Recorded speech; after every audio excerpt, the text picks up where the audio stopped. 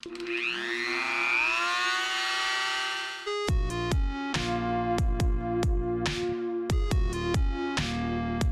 up everybody, Gentry 101 back with another video. In this video I will be installing the DINAN Front Strut Bar that a good friend of mine had donated. It did come off of what I believe was a 3 Series, so we're going to see if it's going to mat up to this 135 body style. And you guys are going to be following along as we install this beautiful aluminum with a carbon insert piece. The factory front strut system has these really thin stamped steel that go from the very front of the strut tower mounting to the very back right here, and then same thing going over. Just from looking at the way that this is set up, I don't know that we'll be able to continue to utilize the factory mounting points, but if we do, great, then we'll have that extra added rigidity. BMW has their strut towers slotted so that way you can actually adjust camber, and you can see here I have this one a little bit more negative just for when we do go out to the track. And the great thing about this DINAN one, you see how we have these slots here? So these are going to go in, and this will still allow for that camber adjustment. See how we're getting that just a few millimeters of play right there? And just basic tools are needed. 8mm to remove the microfilter housing and that actual cowling there. A 3/8 or a 1/4 inch or a 1/2 inch, whatever size ratchet you're going to be using for your 13mm to loosen and remove the factory strut. Bolts, nuts, strut nuts. The strut nuts, 17 is going to be for the DINAN supplied, and then a 6mm Allen for the Allen screws that are going to go into here and mount up into there. So follow along and enjoy.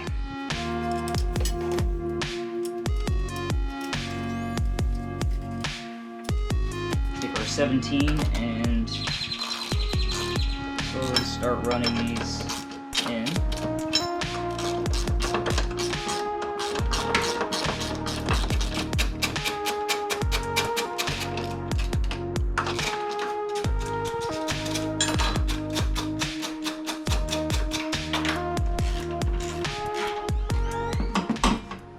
Yeah, so the only issue that I see here is that it's hitting the airbox.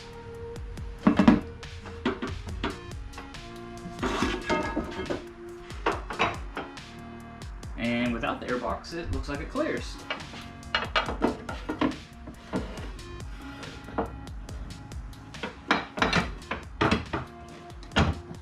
And just for fitment and video sakes, I mean, we can see how this is going to all line up on here. Again, the only real difference is the airbox cover, which, I don't know, I really don't want to run dual cones. It's just not my thing. I'll have to figure something out. I'll have to rig something up. I don't know if I can modify this box somehow.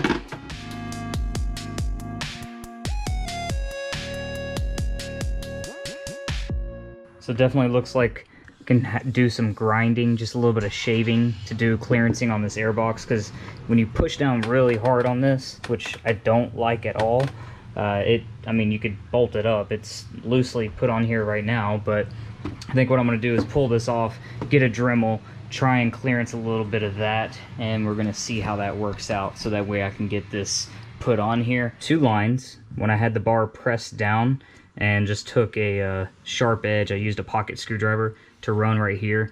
So there's a lip right here. What I'm going to do is attempt to Dremel this down flat with here, so that way again we can, you know, clearance the back side of this and it's not compressing this thing way down like that.